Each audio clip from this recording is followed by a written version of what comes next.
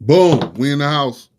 Good afternoon, y'all. You already know what it is. Fellagood podcast. I didn't I'm back on the job. I didn't stream earlier this morning, you know what I'm saying? I didn't get to stream because I had some business to take care of the trial, but you're not missing a whole lot. Still jury selection. Today is day six of all that. Jury selection.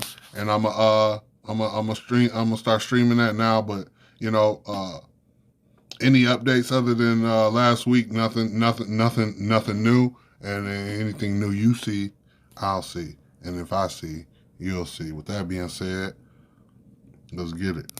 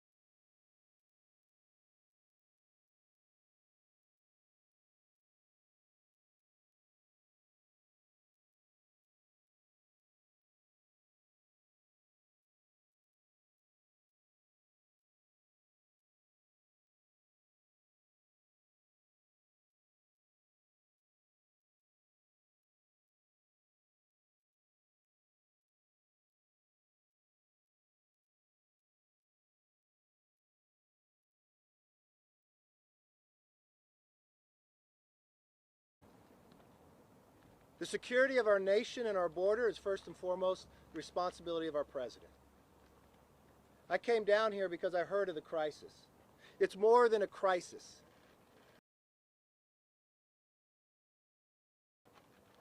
The sad part about all of this, it didn't have to happen. This crisis is created by the presidential policies of this new administration.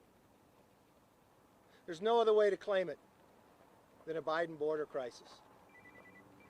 Every part of what we sat and talked to, we learned more of how it was created. Congressman Jimenez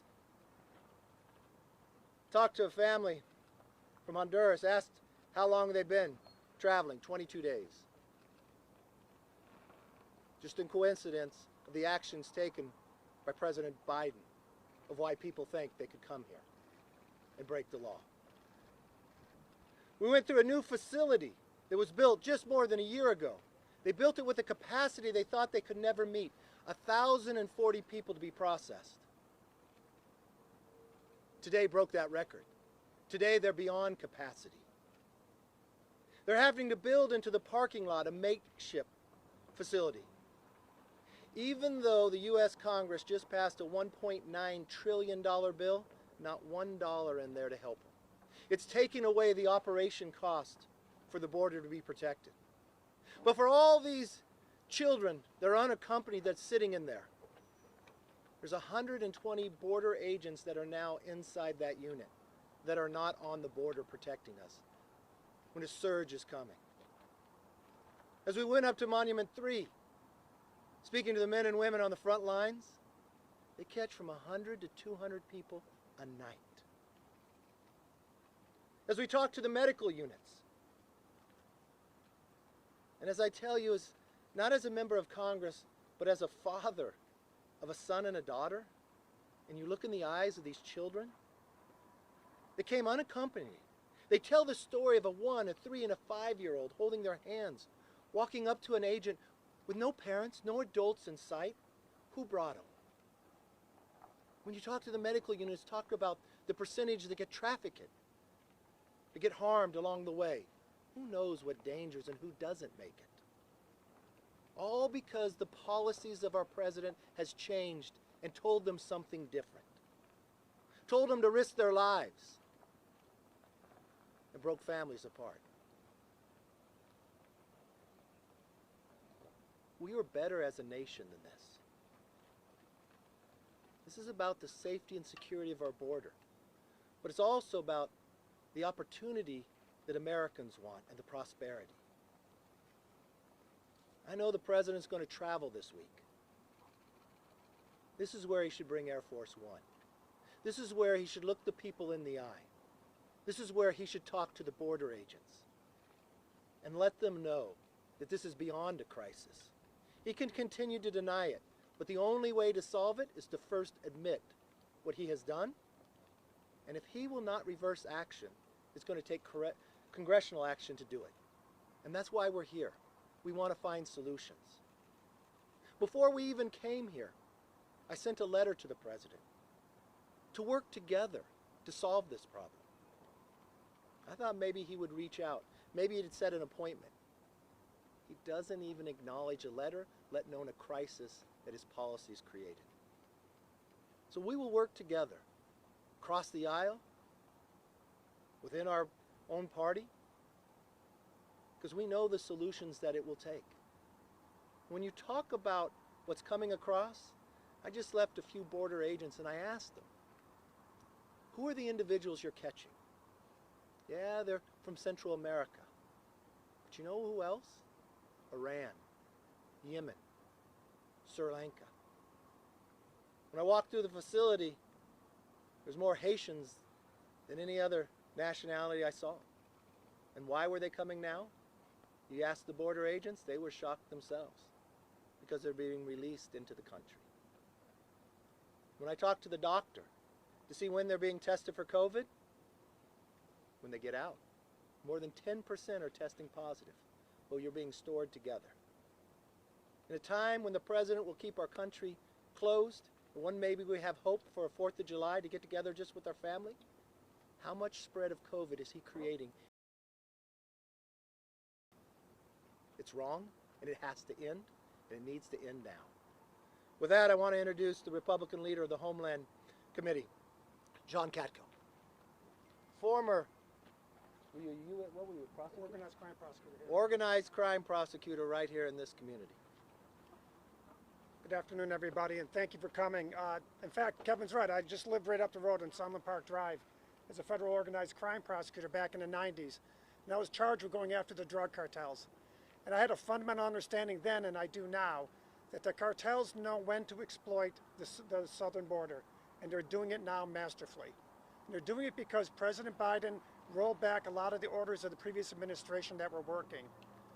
One of the perhaps most reprehensible things I've heard in a long time is Nancy Pelosi and some in the administration saying that this is caused by pent-up demand from the previous administration.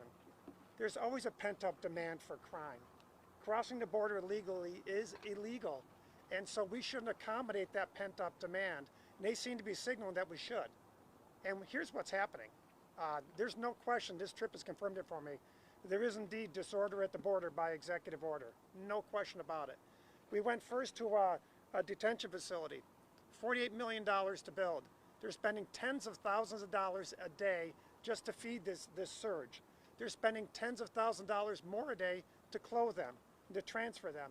All this money is being taken away from things we're doing here in the country that could benefit our citizens. It is so bad for alluded to, they're taking money from the future payments down the road later in the year of Border Patrol salaries and Border Patrol pensions just to try and pay for the surge that's going on right now that was caused by this president. And they're hoping for supplemental, but that supplemental doesn't come. I don't know how we're going to pay these guys. What are we doing, right? What are we doing? Another thing, they are not testing these individuals. We saw hundreds of people in there today. Not one of them's had a COVID test. And they're transferring to other places without COVID tests. Border Patrol agents have only been inoculated at 50 to 60% at the most right now. They're exposed every day to this. And this is something that the president has caused with this surge.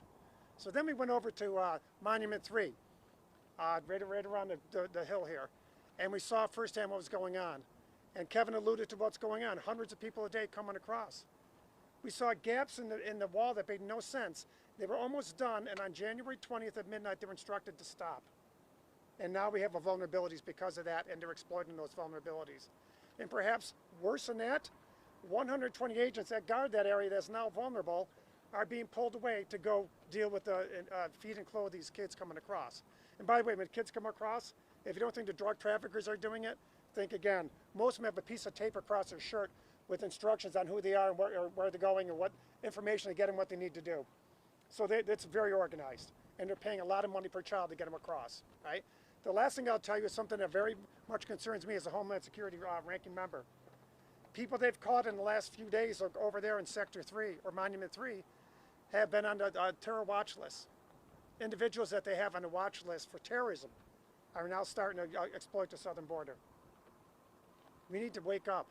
We need to understand, listen, Mr. President Biden, you're an okay guy. Why don't you just admit you made a mistake with this policy and go back to the way it was and keep America safe for all of us? And use that money that we're wasting down here on our American citizens. The door should not be open, and we should have immigration the right way. And with that, I'd like to invite my good friend, Tony Gonzalez from the Homeland Security Committee up here. Tony's from Texas, and he's going to talk to you more. Thank you very much. Today is about the men and women in green. Our Border Patrol agents are doing God's work, keeping our border safe. And for that, I want them to know we have your back.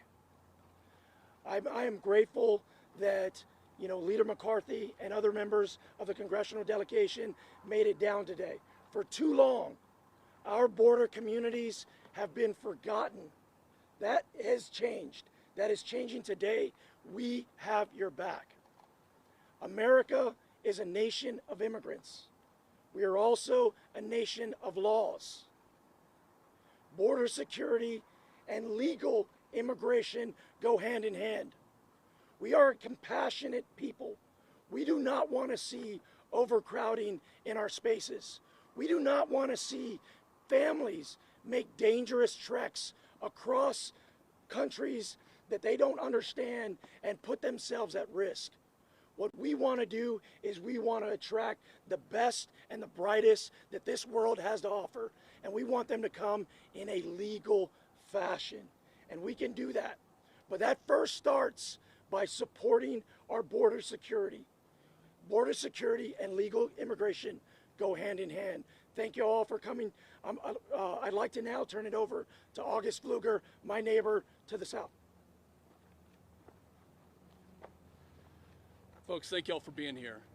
The fact that the Biden administration and President Biden himself will not admit that this is a crisis is a shame. Even those in his administration and HHS have admitted that we have a refugee crisis. They have set several additional housing locations, one in my district where 700 people.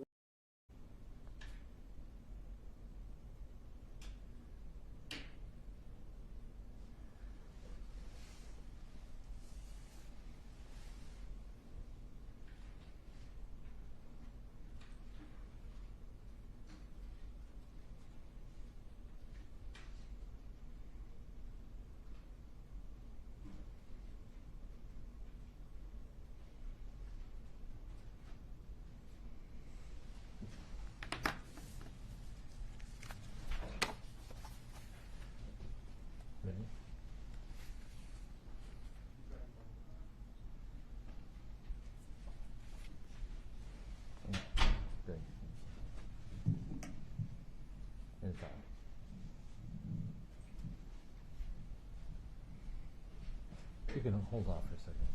I gotta do the group.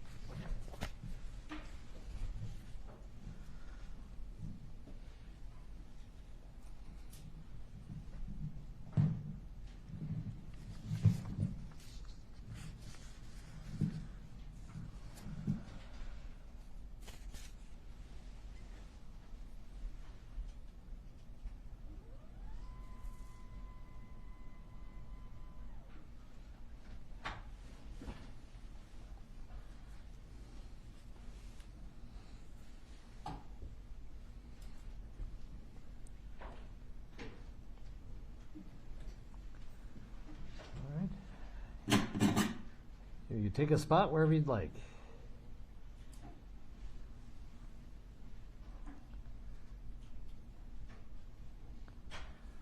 All right. Be seated.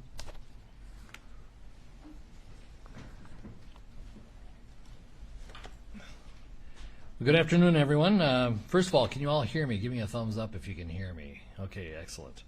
If not, we would be able to provide hearing assistance devices. Well, my name is Pete Cahill, and I am one of the judges of the district court, and you have been summoned as potential jurors in the case of State of Minnesota versus Derek Chauvin, which is a criminal case related to the death of George Floyd on May 25th, 2020. A person charged with a crime has a right to a fair trial before an impartial judge and an impartial jury. In order to make sure the jurors who are selected are impartial, the law provides that the court and the attorneys for the parties may ask questions to all prospective jurors which must be answered under oath. First of all, thank you for filling out the questionnaire and returning it to us. That it was a great help. Your contribution to the important and serious matter at hand is best served by continuing to provide full and complete answers to the questions that you'll be asked today. Those questions will follow up on issues from the questionnaire and possibly other topics. After the questioning is over, the attorneys will have the right to excuse some of you from service on this jury, and I may excuse others of you for what we call a cause. In either case, it does not mean that you're not a fair person, and you should not take offense in being excused. I also ask that you not take any offense in any question that is asked. We must pry, to some extent, in order to explore opinions you might hold and to hear about experiences that you've had that might affect your ability to serve in this case. Now, the defendant, Mr. Chauvin, has been charged with murder in the second degree and manslaughter in the second degree. And in the normal course of a trial, charges may be added or subtracted from these charges. But those are the charges for you to consider today. To the charges, the defendant has entered a plea of not guilty, which is a denial of each and every material allegation in the charges. And now I'm going to ask the participants to introduce themselves to see if you are acquainted with anyone. For the state first. Thank you, Your Honor. Good afternoon. My name is Steve Slisher. I represent the state of Minnesota.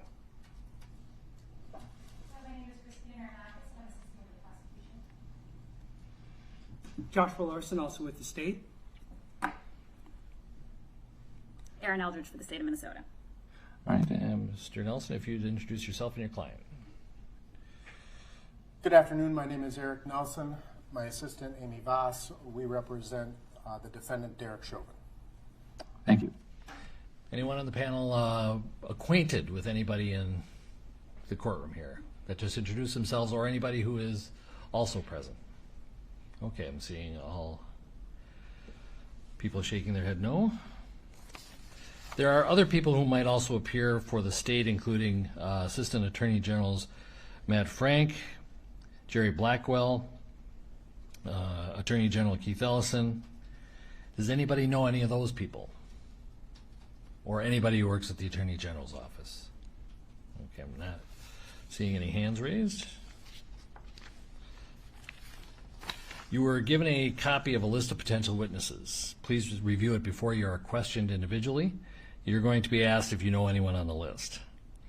Now, one of the things the attorneys may not do during jury selection is to instruct you on the law. But I do want you to be aware of some of the basic concepts that apply in all criminal cases so that you may keep them in mind as you answer the court's and the attorney's questions. So I will instruct you as follows. First, the charges against the defendant are not evidence, and they create no inference of guilt. No member of the jury should in any way permit himself or herself to be prejudiced against the defendant because a charge has been made against him, or because he has been arrested, or because he has been placed on trial. The defendant is presumed innocent of the charges made against him, and in order for you to find the defendant guilty, the state must prove guilt beyond a reasonable doubt. The defendant does not have to prove his innocence. The presumption of innocence remains with the defendant throughout the trial, unless and until he has been proven guilty beyond a reasonable doubt according to the law and the evidence admitted at trial. Proof beyond a reasonable doubt is such proof as ordinarily prudent men and women would act upon in their most important affairs. A reasonable doubt is a doubt based upon reason and common sense. It does not mean a fanciful or capricious doubt, nor does it mean beyond all possibility of doubt. If you serve on this jury, you and your fellow jurors will be the sole judges of whether a witness is to be believed and of the weight to be given their testimony. There are no hard and fast rules to guide you in this respect. But in determining believability and weight of testimony, jurors may take into consideration the witness's interest or lack of interest in the outcome of the case, their relationship to the parties, ability and opportunity to know, remember, and relate the facts, manner, age and experience, frankness and sincerity or the lack thereof, the reasonableness or the unreasonableness of their testimony in the light of all the other evidence in the case, and any other factors that bear on believability and weight. If on this jury, you should rely in the last analysis upon your own experience, good judgment, and common sense. Now, there are certain things you should not do during jury selection. You are not investigators. You are not to go out to do any looking, and you are not to ask people about this matter.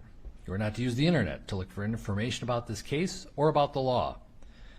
Above all, you must not talk to anyone who is involved, lawyers or witnesses or spectators. Do not be offended if the attorneys, parties, or witnesses do not speak to you. They know it would be improper to contact you during trial and will confine themselves to a brief greeting. The only exception is you will have contact with them during the jury selection process. Now, during the selection process, your family and friends will be curious as to what you are doing. You may tell them you are on a panel of potential jurors in a criminal case, but that is all you should tell them. Since that is all you should tell family and friends, that is all you should tell the general public. So, during these proceedings, please refrain from using Facebook, Twitter, or other social media to announce that you are a potential juror or to comment on this trial. You may access such social media tools, but please do not publish any information about this case or your thoughts about this case. You do not have to stay away from people and refuse to speak to them. Do whatever you wish, but do not talk about the case, and do not talk at all to anyone involved in it. Now, because of the nature of the charges, this case is receiving media coverage. Do not read about this case in the newspapers or online, and do not listen to news about it on radio or television. This trial, including jury selection, is being televised, but no video of you or any other juror will be taken at any time, now or during trial if you are selected. Also, your name will not be used in the courtroom. You will only be referred to by your random number to protect your privacy. The audio of anything you say will be broadcast unless we need to discuss something deeply personal or extremely sensitive or embarrassing, or which might reveal your identification. In that case, I would specifically order the audio not to be broadcast so it's only available to those who are in this courtroom. In that case, you still will have to answer questions on the record, but without audio or video broadcast. Now, with the exception of juror number 51, who can remain in that juror's seat, we'll have you wait in the other courtroom again until it's your turn to be questioned. While you're in the other courtroom, please keep in mind all of our precautions against COVID, including keeping 6 feet apart, keep your masks on.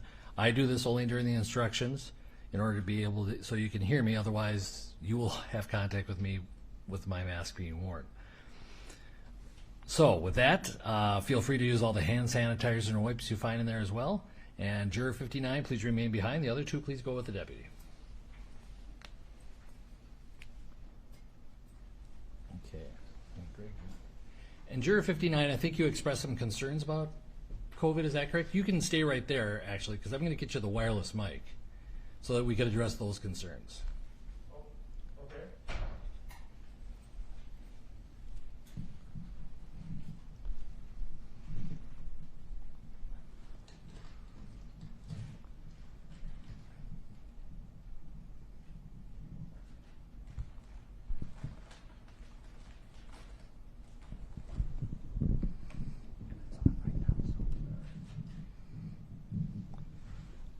As I understood it, our jury manager indicated you might have some special concerns about COVID. Is that correct? Or am I wrong? I am very concerned about COVID, but I didn't come in with specific requests. No. So you're not. Do you feel comfortable with the precautions we've taken? Sure. Okay. Then what I think I'm going to do is, just to make sure that you're fine with it, I'd have you sit in the witness chair. Would that work for you? Sure. And I will keep my mask on, and we have plexiglass between us. So you can just bring that up with you.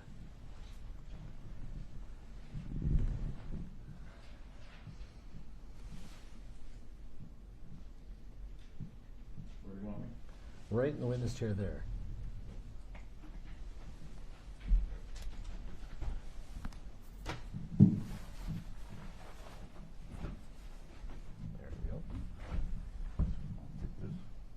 Actually, you can just give that to me, and I'll take it from here. Thank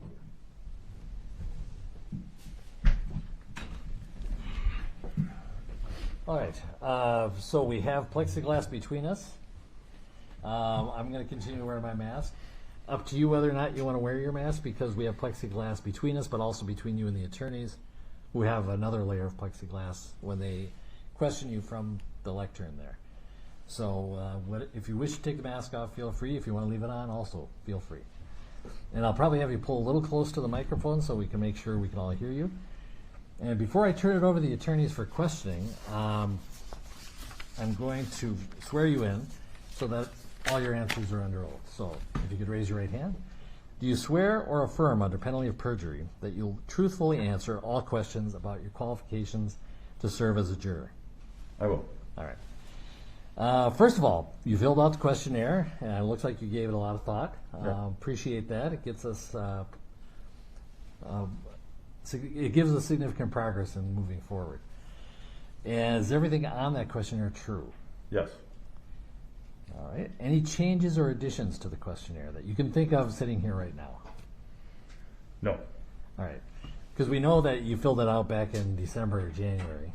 Correct. And it happens a lot that people on reflection realize they said something that was inaccurate, or they forgot to include something, or maybe even the opinions that they have held have evolved. In any case, just to give you an idea how that dynamic plays out is, say whatever is honest as you sit here right now, even if it conflicts with what's in the questionnaire. Okay? Sure. The most important thing is that we get your honest opinion about things, and more information about you. Now, the attorneys will probably ask you specific questions, but since it was so long ago, they'll probably also read your answer back to you just to refresh your memory, because it's been a while. So far, we've only had one juror who actually kept the copy of their questionnaire, so we don't anticipate that you reviewed it before you came today. The questionnaire also advised you not to read any articles or watch any media related to the case. But as we have found in the 3 months since, you might come across some information inadvertently. See a headline or see a quick blip on the news, something like that, that gives you more information. Or even a friend talking to you about the case, and we kind of put you in the constraint of not being able to say, well, I'm a potential juror, don't say anything. Have you been exposed to any information since you filled out the questionnaire until today? Even like a headline? Certainly. Okay. And what do you recall the substance of what you've been exposed to? Just a lot of coverage on the protests, a lot of the concerns about people's safety, a lot of talk on the radio about the case being postponed, the change in the verdicts. I mean, okay. All right. Do you say verdicts? You mean the charges? The charges, sorry. Okay, no problem. Anything about that specifically? That you can recall? Any details? Not off the top of my head. I mean, anything related to the parties, the attorneys, any pretrial matters, related civil litigation, anything like that? Well, I mean, I guess I wasn't under the impression that I wasn't supposed to listen to anything. Okay. I didn't go out looking for stuff, but Right. when the radio in the car and they're talking about stuff and changing topics, I'm not turning the channel necessarily. So. Sure. I mean, Anything not a great detail. I mean, nothing off the top of my mind that I can just give back to you verbatim or anything. Okay. And how recent was some of this stuff that you may have been exposed to? Just talk radio every day on my way to work, I guess. Okay. All right. The bottom line is everybody's been exposed to some information about this case. The question is not have you been exposed, it's can you take what information you may have learned from the media, which may or may not be accurate, and put it aside and decide this case just on the evidence you hear in this courtroom. And I know you expressed some concerns about being able to do that. And I'll tell you what I tell all the other jurors, which is if that's your honest opinion and you can't put it aside, can't unring the bell, so to speak, perfectly legitimate position if it's an honest one. So what do you think? I think it's going to be really extremely hard. I work at a school with BIPOC faculty and students, and we're working with DEI and justice work on a daily basis. It's a huge part of who I am and what I think about on a day-to-day basis. I've heard incredible testimonies from my colleagues and students about the way they've been treated, about not only by police but giant institutions. I mean, I'm in the middle of it. I'm doing it every day. This is my work, and so what can I say? Yeah. Go ahead. Of course, I'm an educator, so I can listen, and I'm not going to purposely do anything, to break the law or perjure myself or anything. I'm not looking to do that, but yeah, I'd be a horrible candidate, I think, because of what I do. I couldn't go back to work and look at my colleagues and students, I don't think, after this, no matter what happens, and feel like my life hasn't been changed somehow permanently. I also want to let you know that on my way in, I was asked for my ID by a police officer, and he held it up in front of his iPad and looked at both sides. So my name has been compromised, in my opinion, and I'm extremely unsettled about it. I can't even stop shaking. Okay. Well, I can tell you the reason why they did that is to make sure that nobody passed their letter with the number, because we are very concerned about your privacy. Well, yeah, a police officer looked at my ID and knows my name, and that's a big problem for me. Understood. It's a very significant detail considering that the case is against another police officer. All right, fair point. Let me just ask you straight out. Do you think you could presume the defendant innocent? And not try, but actually could? No. I'm almost sick to my stomach right now. Okay. Well, you know what? I'm going to alleviate that because I'm going to excuse you from this panel. Appreciate it. And so if you could give the paperwork to the deputy on your way out, but thank you for being open and honest with us about Yeah. your feelings. So, all right, thank you.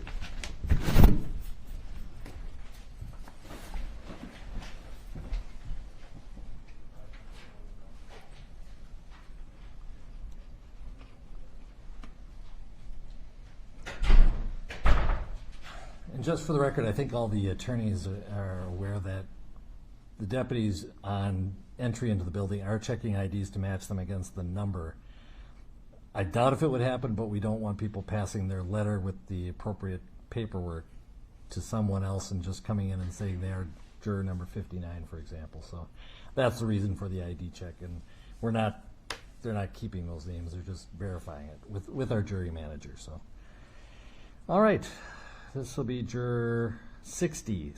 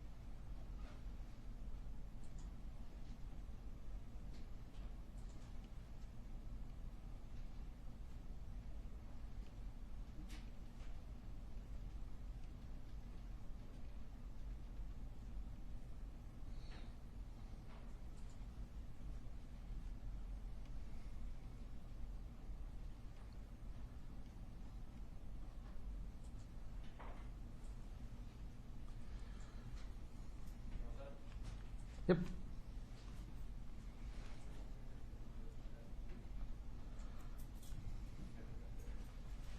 See it right here.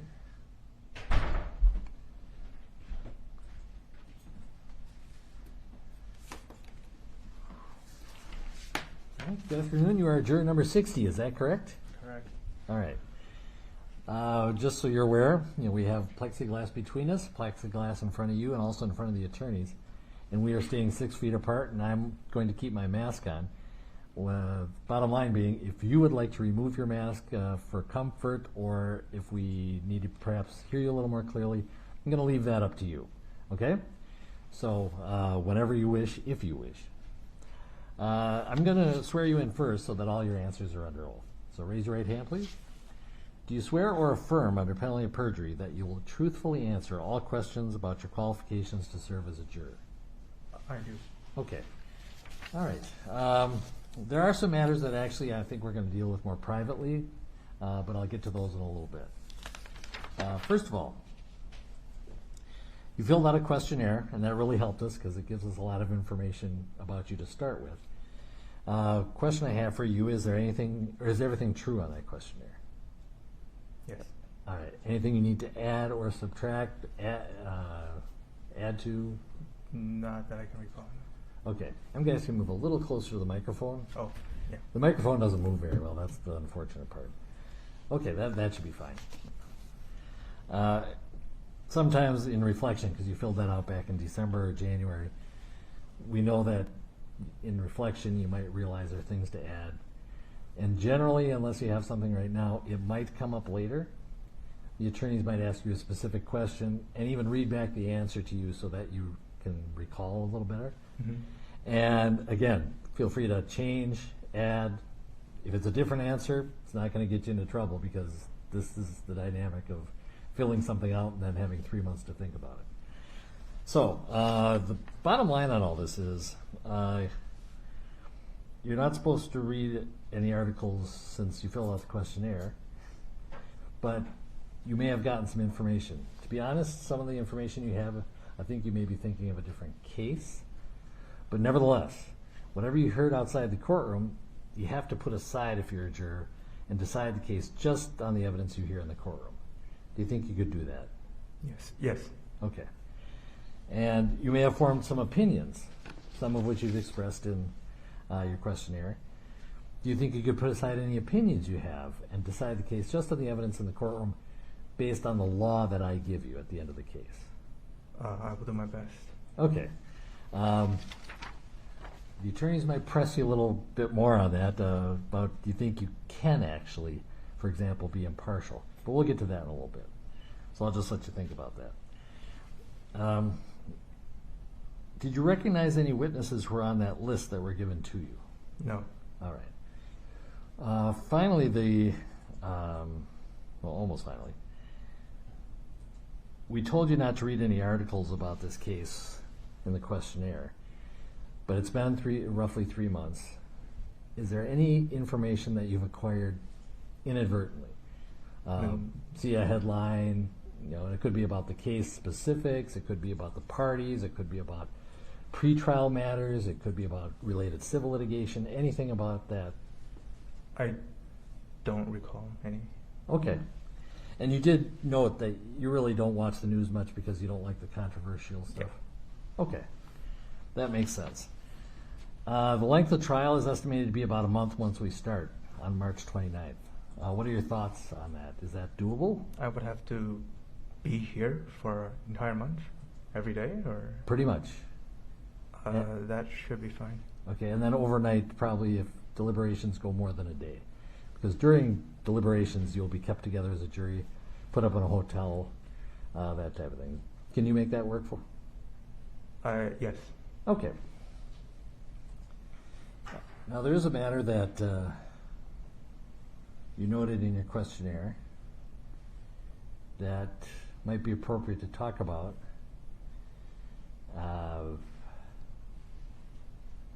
So what I'm going to do is I'm going to order under the rules that this is particularly sensitive matters to discuss, and order that the audio be cut.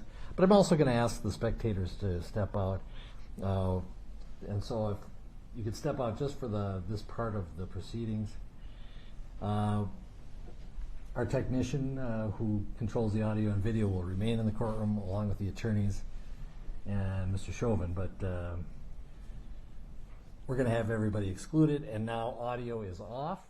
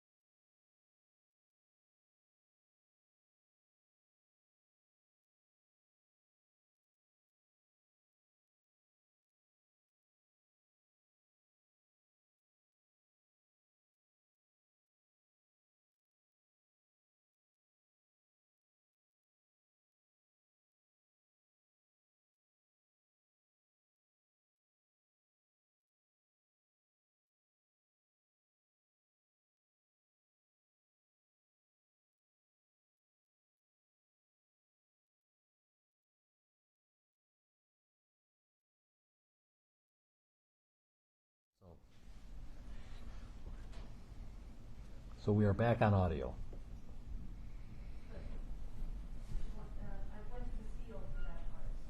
You can come back now. All right.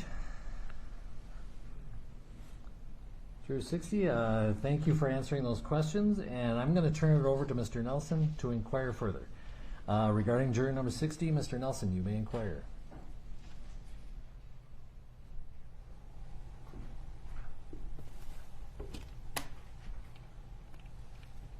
Good afternoon, sir. I am going to ask you a few general questions to get to know you a little bit better. And then after we go through those questions, I'm going to focus on some of your answers in the questionnaire that you provided. Again, we understand that it was quite some time ago that you filled this questionnaire out, and we're not trying to trick you. I'll actually read what you wrote in certain instances, okay?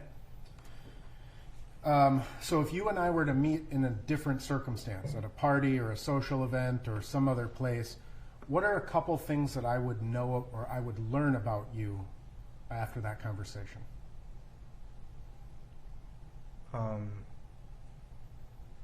Probably the general stuff, like what do I study, what do I do, hobbies perhaps. Okay. And I'm going to ask you, you've got a very soft voice and I'm kind of hard of hearing. If you could just talk a little closer into the mic. Sorry, yeah. No, that's okay. Thank you.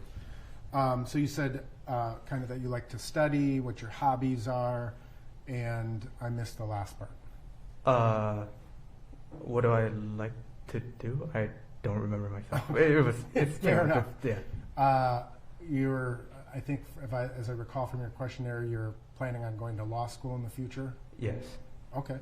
And you're in your undergraduate work right now? Correct. Okay. When you received this questionnaire and you learned that you were a juror in this potential case, did you know much about this case when you got this questionnaire? Not really, no. Okay. I mean, did you have any reservations or concerns about being a juror in a high-profile case? Yes, a bit of reservation for sure. I tend to avoid controversial things like this, but inadvertently, you come across people who talk about it in a certain way, and people have strong opinions about it. So I do have some, doubts. Okay. So you said that you try to avoid controversy or controversial topics, and is that what you said? Yes. And so you had some reservations about being on a jury in this particular case because just of how you are as a person. Right. Okay.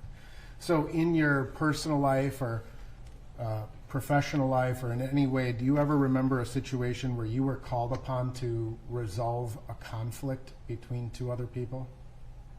Yes, for sure. Okay. And how do you approach a situation like that? How? Well, I guess, so to give you an example, I'm the oldest of 3 children, so most of my, I guess, like when I said yes, I'm thinking mostly that I'm like the judge between my 2 younger siblings. Okay. I guess, I try to see it how they would because I was, in their shoes, so I try to sympathize and empathize and, try to come to a compromise, I guess. Okay. So you try to find some common ground between your 2 younger siblings, listen to them, and sympathize with what they may be feeling about that situation? Right, because most of the end goal of those disputes is normally to get them, right, to calm down and stuff. Okay. So if you were a juror in this particular case, there may be controversy, or disagreement between 2 of the other jurors. So kind of taking it out of the younger siblings into a broader context or this situation, how do you think you would approach that disagreement between 2 of your fellow jurors? I think it'd be pretty different. Maybe I misspoke. I don't avoid controversy because I'm avoiding it, but it's rather I don't care for it. Like the status and media and, the surrounding a case doesn't make it any or less important, if that makes any sense. It makes perfect sense.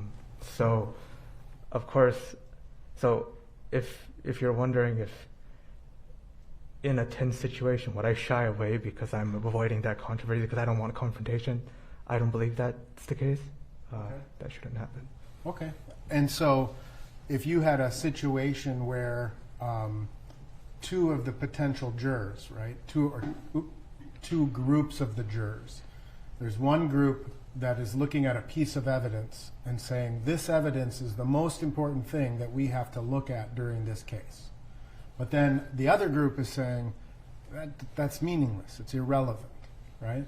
How do you approach kind of that controversy? I will probably start by finding common ground, say that both sides have a point, right? And then sort of go into why each side is making the case that they are, and then sort of, and then sort of figure out a new direction, I guess, from that. But I think it would start from finding sort of common ground to help one side understand the other, right? Okay.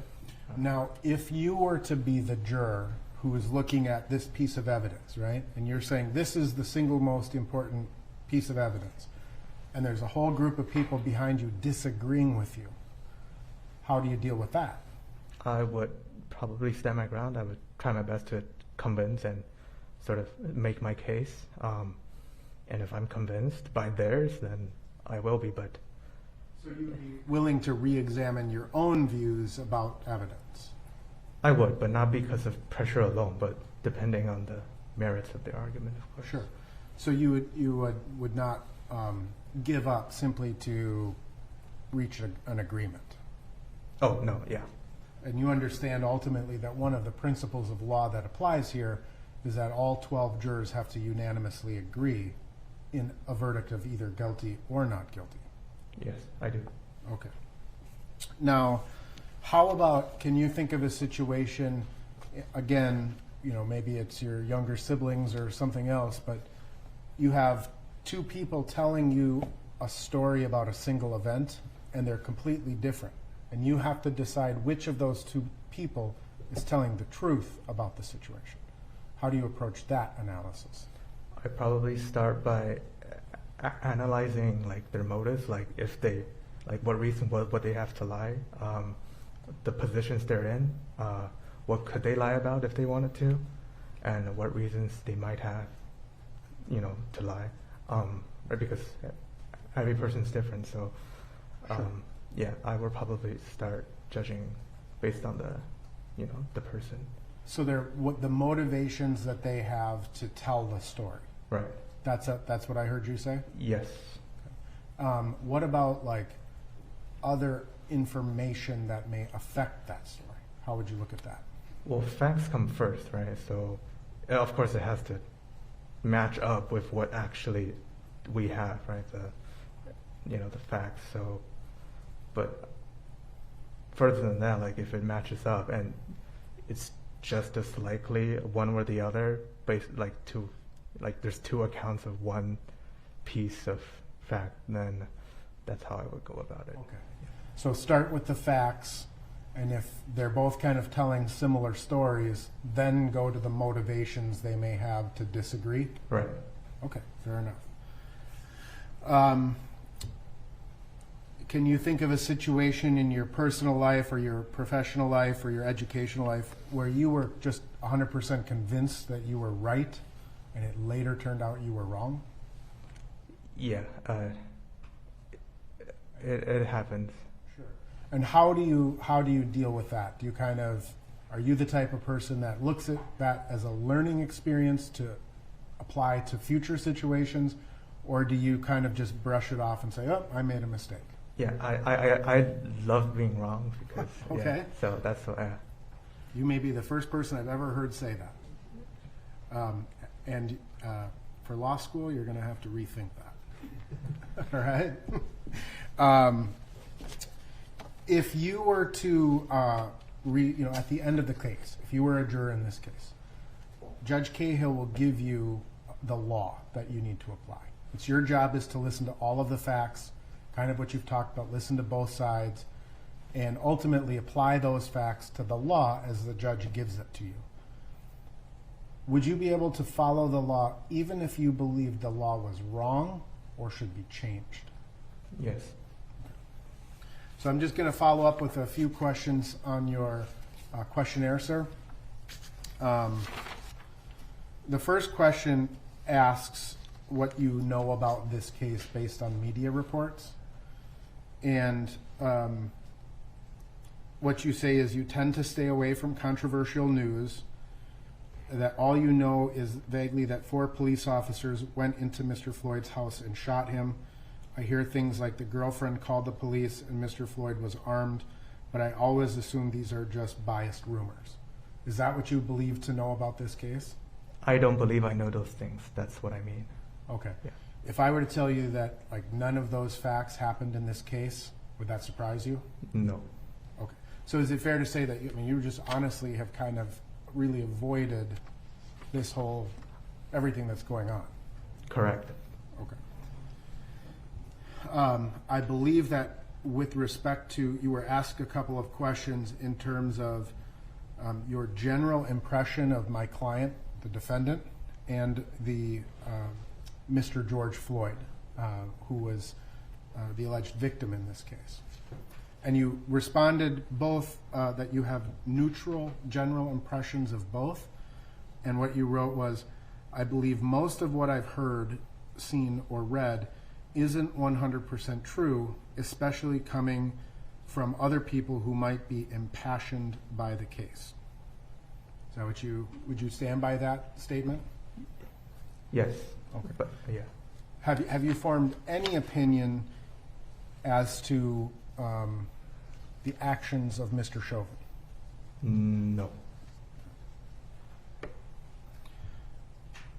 You were asked a question about whether you believe the community has been negatively or positively affected by the events that have taken place in the Twin Cities area since George Floyd's death. And you wrote that you believe the community was negatively impacted in terms of inciting the riots, not the peaceful protests, which also did take place. So what would be the difference between the riots and the peaceful protests that took place, in your opinion? Well, the difference is one was violent and one was not. And what I meant further by that answer is not that the case is negatively causing these things, but people who people perceive it to be the cause of these things and then did those things. Okay. Does that make sense? Like, it's not like the case ought to sort of cause the riots or whatever they did cause, but people sort of took that into their own hands and did it anyway. Okay. You were asked a question whether you or someone close to you has ever helped support or advocated in favor of or against police reform, and then asked to explain. You wrote, people talk all the time and often like sharing their opinions without being asked to. I'm sure numerous people have said such things regarding police reform to me. Are there any specific conversations you had with friends relevant specifically to the concept of police reform? Okay. No, because the reason I said that is because I've been on campus, so that's why college campuses tend to be a rather liberal ground for. Okay. Yeah. And so you're aware of things that are happening on your school's campus, and you see certain things happening, but you've not necessarily engaged in those conversations yourself. Yes. That's fair to say? Yes.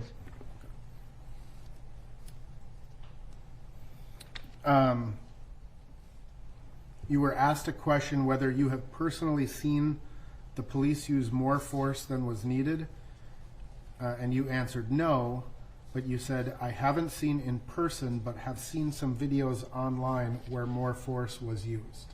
Yes. Are you referring to any videos of this particular incident? No. And I believe you said that you have never seen any videos pertaining to this incident. No, I have never.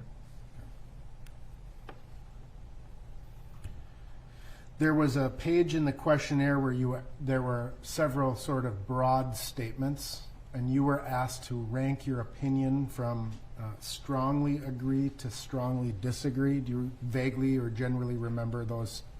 I'm not asking you to recite them. Do you remember doing that? Very vaguely. Okay. I just want to ask you a couple of questions about your responses, and maybe that'll help trigger your memory. Okay. One of the statements is, blacks and other minorities do not receive equal treatment as whites in the criminal justice system, and you strongly agreed with that. Can you explain what you were thinking, or why you strongly agreed with that statement? I don't have any personal experience per se, but I think most of it is formed by just my surroundings. Given that I'm a student, I am surrounded by people of my age, and my demographic tend to be very liberal, and I have taken some sociology and anthropology classes where these things were discussed in such a way that would have formed these opinions. But it's not a belief that I have fostered myself, if that makes any sense. It's not because I have any sort of strong root reason to have that belief. Yeah, that makes sense. Yeah. There is a statement that reads, Minneapolis police officers are more likely to respond with force when confronting black suspects than with dealing with white suspects, and you somewhat agreed with that. Why did you choose that? The reason for the difference in answer, I'm less sure about the second one, is because the second one's way more specific. So because I don't know much about the actual statistics or have any experience with that, I'm less inclined to agree. Whereas the first statement is sort of like, it's vague, it's general. That's why the answers are the way they are. There was a statement that said, I do not trust the police, and you somewhat agreed with that. Why would you somewhat agree with that? For the same reason in the first question, I'm just surrounded by an atmosphere of distrust towards the police force, but it's not a belief that I foster myself, and it's not something that I will hold strongly to, simply because it's, do you get what I'm saying? Like, it's when you realize it's just the way it is, you just say it, but then you don't know if you actually believe in it. Sure. Kind of finding your way on your own, right? Yeah. Well, let me ask you that. I mean, you kind of referenced being on campus and being surrounded by a certain viewpoint, and I'm not coming out and asking if you agree or disagree or any of that nature at this point. I guess my question is, we're doing our best to obviously maintain your anonymity during this jury selection process and throughout the course of the trial. But at some point, your name may be, I have no idea when, but it may be released to the public. If you were to be identified publicly, how would you take that back to your campus and have conversations with your fellow students about that? What do you mean how I would take it? I mean, there are two possible outcomes here, right? One is a guilty verdict and one is a not guilty verdict. And you've sort of kind of indicated that the people that you go to school with tend to have a more liberal bias or perspective, right? Mm-hmm. And let's assume, for the sake of this hypothetical, that the jury returned a not guilty verdict in this case. Would you first acknowledge that's a possibility? Yes. And now you're back on campus. You've been identified as a juror in this case who voted to find Mr. Chauvin not guilty. How would you engage that how would you have that conversation with your students? Would you be concerned about having that conversation? I wouldn't be concerned. Suppose in this hypothetical situation, I guess the expectation of my peers would be to justify myself, right? Suppose I have liberal friends and they're like, well, why is it, right? Well, why didn't you, I would justify it in such a way that like you didn't know all the facts, right? Like there wasn't like actual facts presented at the case, and regardless of the political agenda of what you might have or might anyone have, it's the facts that sort of ultimately count. So. Okay. You were asked a series of questions on your questionnaire about your view of both Black Lives Matter and Blue Lives Matter. And with respect to Black Lives Matter, you wrote somewhat favorable, and you wrote, I think the problem they're protesting against is real, but I personally don't know enough to make a completely informed endorsement. Likewise, I'm also not very invested in my opinions on the last page. Yeah, that should be, just what I've been saying. And with respect to Blue Lives Matter, you just left that blank. Were you familiar with the term Blue Lives Matter? Yes. Okay. Do you have any sort of opinion as to that? It would just be the Black Lives Matter, but the opposite. Slightly unfavorable, but I'm not very invested in that opinion either. Okay.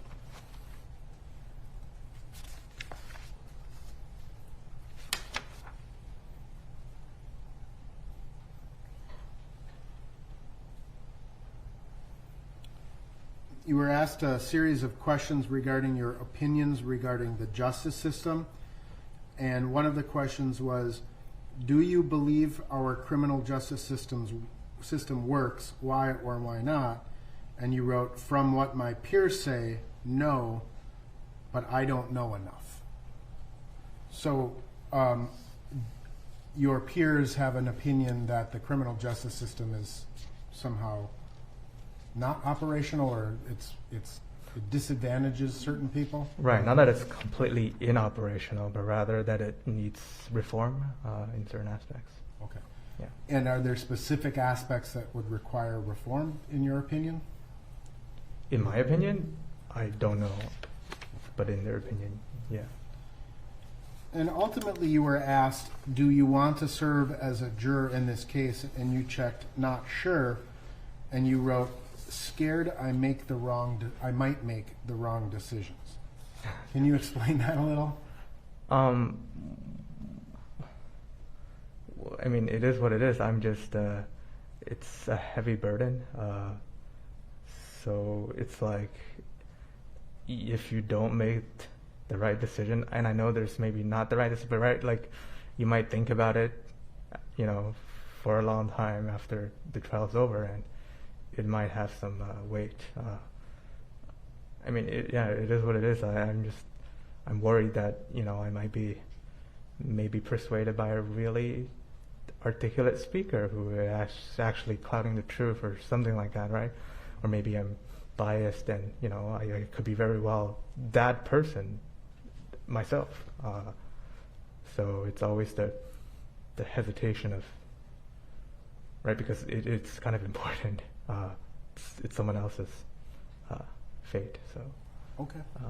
Fair enough. If I may have a few moments, Your Honor. You may.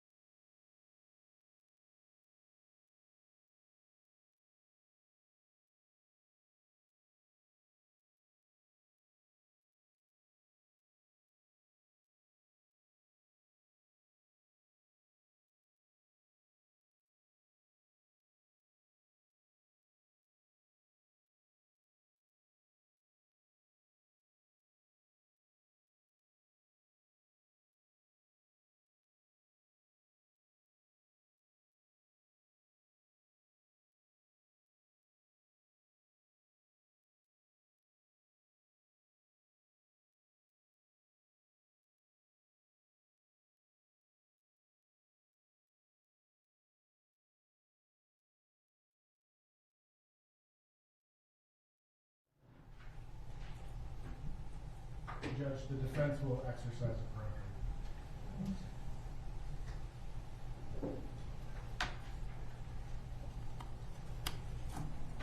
All right, juror number 60, we're going to excuse you from this panel. And so you're released from jury service generally, unless we send you a summons years from now. The deputy will collect paperwork from you on the way out, but thank you for your time. Thank you for the honest answers you've given on the questionnaire and here in court today. And best of luck. You can go with the deputy. Thank you. I think we'll take our afternoon break. Let's reconvene at 5 minutes after. We have one juror left. 5 minutes after, or 5 minutes of? 20 minutes, so 5 minutes after. 3:05. Thank you.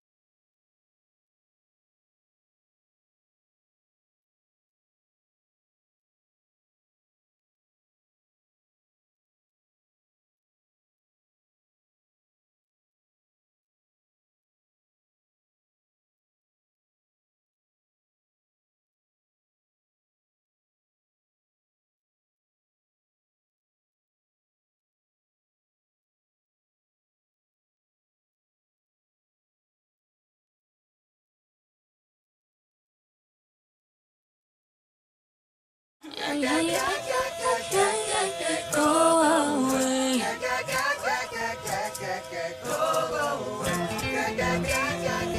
Wait. Oh, is that with my, this was my vocals though, right? Okay.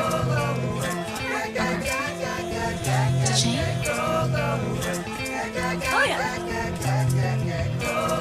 We just wanna be pretty, pretty, that's the goal. We just want his money, get him and be whole. Why we even trying?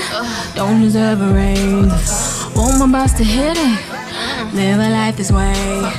We just wanna be pretty, pretty, that's the goal. We just want his money, get him and be whole. This is America. Don't catch you climbing up. Don't catch you climbing up. Cause they'll get you slipping up. Hey, come on. This is America. We'll say North America. Look how we living now. The boys could be tripping now. This is America. Got rape in my area. You got a drain? Yeah.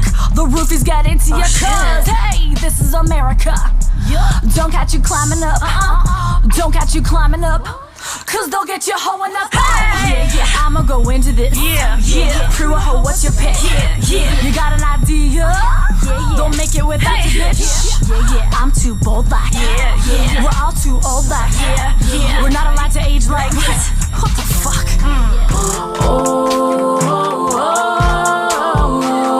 You go tell somebody. You go tell somebody.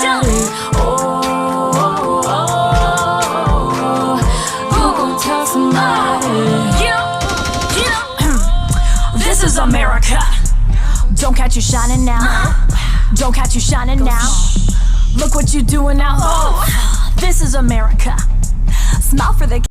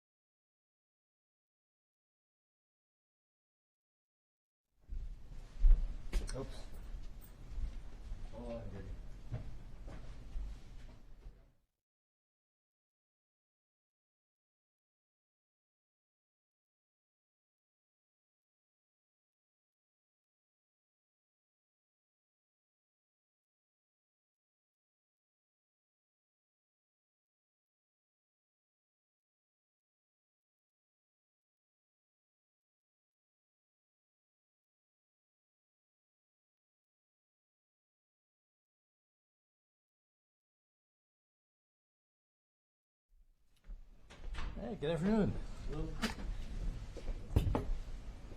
Sorry about that, forgot my computer. You are juror number 62, is that correct? Correct. All right, well, thank you for your patience. You are the last one for the day, it appears. So there are a couple things I'm going to go over with you before I turn it over to the attorneys. The first thing of which is I'd like to swear you in so that all your answers are under oath. So if you could raise your right hand. Do you swear or affirm, under penalty of perjury, that you will truthfully answer all questions about your qualifications to serve as a juror? I do. All right. Now, first thing, we have plexiglass between us, plexiglass in front of you. The lawyers have plexiglass in front of them.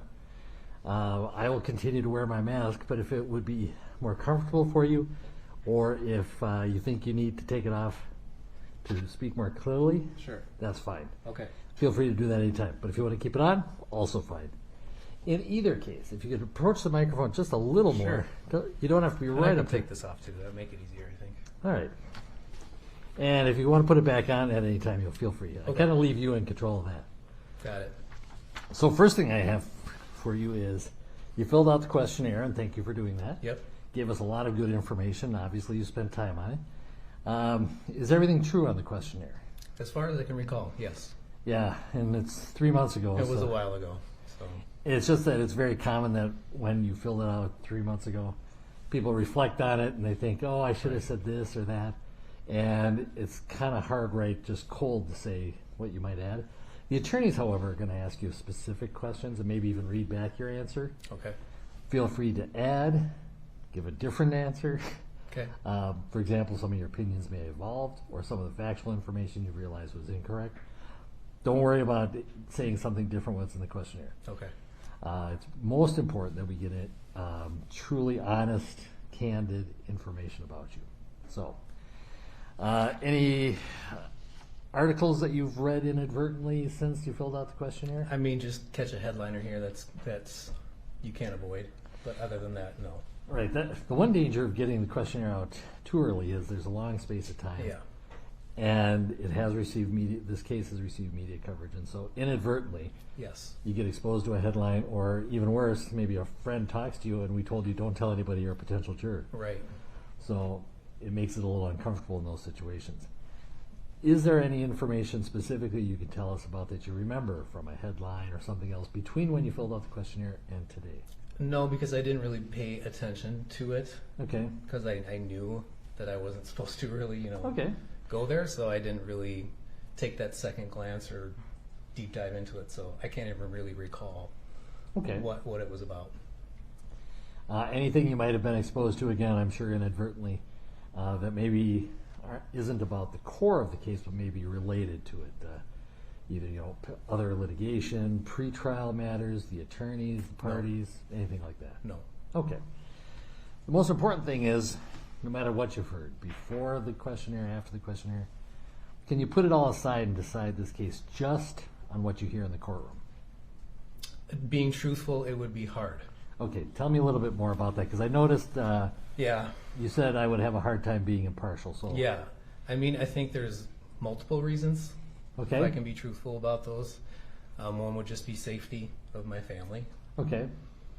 Another one would just be the safety of and the outcome. What the potential could be. Okay. For I mean, this is a very high profile case, and Right. there's a lot at stake here. And I want to be truthful to myself and not be naive with if certain outcomes were what that can mean for our country. Right.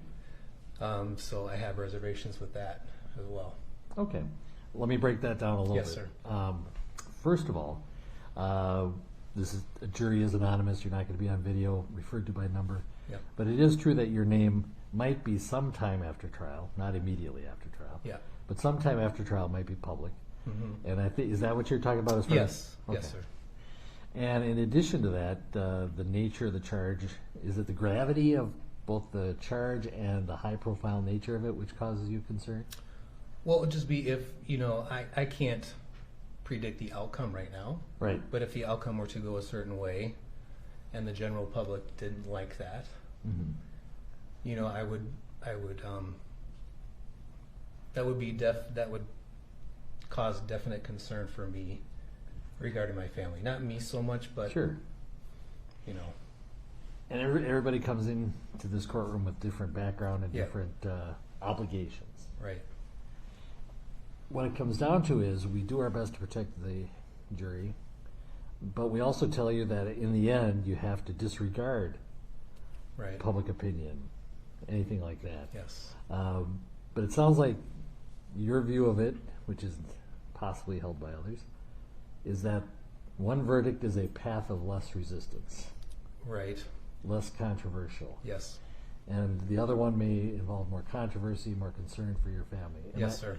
Am I reading that correctly? You are. Do you think it's enough that with your family and yourself that you would not be impartial? I have to be truthful, and yes, it would be hard. Okay. Yeah. All right. I'm sure you'd give it your best effort. All jurors do. Yes. But in the final analysis, you think the answer would be? It would be yes. I would have a hard time being impartial. Okay. To the point where one party is not going to get a fair trial, would you agree? I mean, to be fair to everybody here, Yeah. I have to be truthful and say yes. All right. Well, I'm going to excuse you from this panel then. Okay. You're free to go out your business. You're also excused from jury service generally. Okay. So you don't have to report back in or anything like that unless we give you a summons a few years from now. Okay. All right. All right, Thank you, thank sir. you. Appreciate your candor, and thank you for filling out the questionnaire All right. as well. Thank you. All right. Thank you.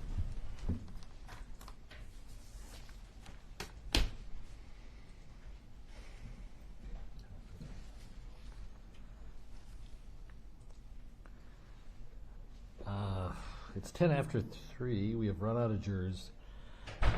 Mr. Schaefer has sent you all an email indicating we're going to bring in 5 tomorrow morning and 4 in the afternoon. So, my only question is, and if the answer is no, I'd rather not do this off the cuff. We can do some of the motions if you'd like. But if you'd prefer, we can wait till the morning. I pretty much... Do you want to confer for a little bit? Okay.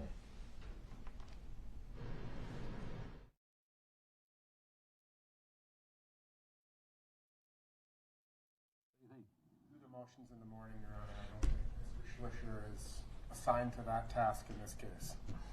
That's correct. Oh, okay, yeah, and that makes perfect sense. Do we know who's going to be arguing the motion tomorrow? I don't. All right. Makes sense. Let's wait till tomorrow morning at 8 a.m. We'll reconvene then. We're in recess until that time. Thank you.